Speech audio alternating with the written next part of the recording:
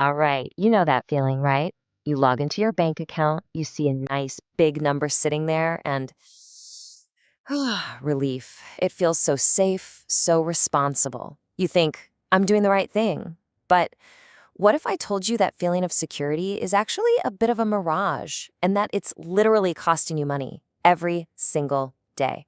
Yeah, let's get into it. It sounds a little crazy, I know, but the math behind this is, well, it's shockingly simple. That cash you've busted your hump to earn, it might just be your biggest financial weak spot, and you probably don't even realize it. And boom, here it is. This is the whole ballgame in one slide. Your checking account is giving you a pathetic 0.07%. Meanwhile, inflation, which just means the cost of everything is going up, is eating away 2.4% of your money's value every single year. So you're not just treading water, you're actually moving backwards. Your money is losing its ability to buy things while you sleep. And this all leads us to what we can call the cash comfort trap. You know, that cozy, safe feeling you get from seeing that big balance. Well, it turns out that comfort has a price tag, and it's a lot higher than you think. I love this quote. Think about it like this. You work hard for your money, right? Long hours, stress, all of it.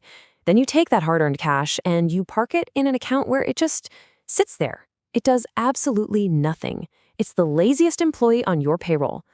Now, if you had a real employee who cost you money and produced zero results, you'd fire them on the spot, right? So why do we let our money get away with it?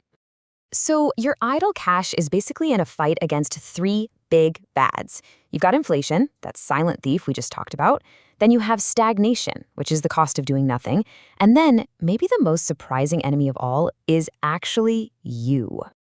Okay, let's start with stagnation. This is just a fancy way of saying opportunity cost. It's not about what your money is doing, it's about what it could be doing. It's about all the massive growth you're missing out on just by letting it sit there.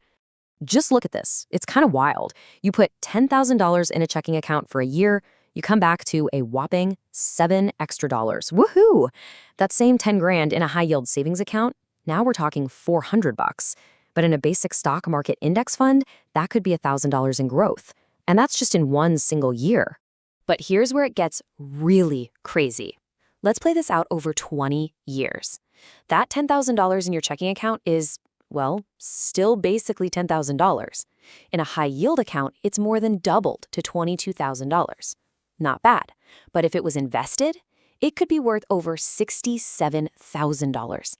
This isn't some get-rich-quick scheme. It's just the incredible power of compound growth that your lazy money is totally missing out on.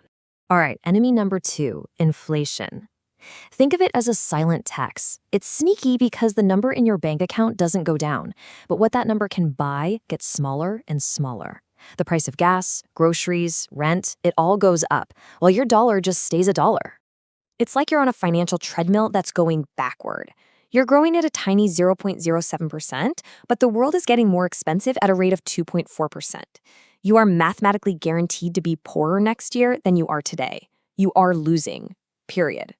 And that brings us to that tricky third enemy, ourselves. It's a psychological trap. When you log into your app and see this big pile of cash, your brain doesn't think long-term security. It just sees money, available money.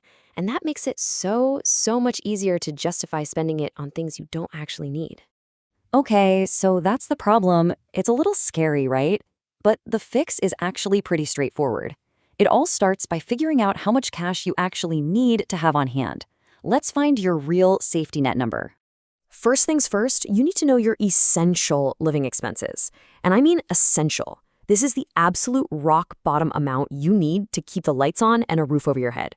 We're talking rent or mortgage, utilities, food, minimum debt payments, insurance. That's it. This is not your Netflix subscription, not your daily latte, not eating out. This is your bare bones survival number. Okay, got your monthly number? Great. Now, the rest is easy.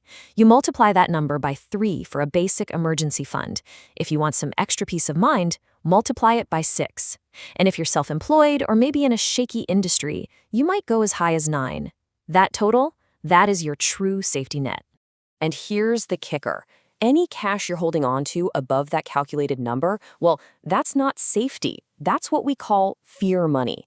It feels good to have, but it's really just an expensive monument to your own anxiety, and it's costing you a potential fortune. All right, now for the good part. Let's take all that fear money and finally put it to work. We're going to turn that lazy employee into a total rock star with a really simple 3-step plan. It really is this simple. Step 1, you do the math we just talked about to find your true emergency fund number. Step 2, you move exactly that amount, and only that amount, into a high-yield savings account. We'll talk about those in a sec. And step 3, every single dollar above that number gets invested for your future. That's the plan. So why a high-yield savings account? Why not just keep it in checking? Well, it's the perfect sweet spot. Your money is still safe, it's still easy to get to if you have an emergency, but instead of earning basically nothing, it's earning a competitive interest rate, something like 4 or 5% that can actually help you keep up with inflation. It's a no-brainer. Now, for the rest of your money, the money you're going to invest, there's a super simple rule of thumb to follow, the 5-year rule. If you're going to need that cash in the next 5 years, for, say, a down payment on a house, keep it safe in that high-yield savings account. But for any goal that's more than 5 years away, you can invest it for way higher potential growth. And you might be thinking, where do I even start with investing? Well, think of it like climbing a ladder. Your first rung, always, is to get your full employer match in a 401k if you have one. It's literally free money, a 100% return on your investment, guaranteed. Next, you climb up to a Roth IRA, where your money can grow completely tax-free forever. After that, a simple brokerage account with some low-cost index funds is an amazing way to build wealth over the long haul. Look, the whole point of this isn't to turn you into some day trading expert. Nope. The goal is to build simple automatic systems. You set up recurring transfers so that every payday, money just moves where it's supposed to go, to your high-yield savings, to your investments, before you even see it. You set it and forget it. So let's go all the way back to that lazy employee idea. You've already done the tough part. You've traded your valuable time and your energy to earn that money. Now it's time to stop letting it be a slacker. It's time to finally make it work as hard for you as you worked for it. So, I'm going to leave you with one final question, a really important one. After all this, I want you to take an honest look at your own finances and ask yourself this: is your money working as hard as you do? If the answer is no, well, now you know exactly how to fix it.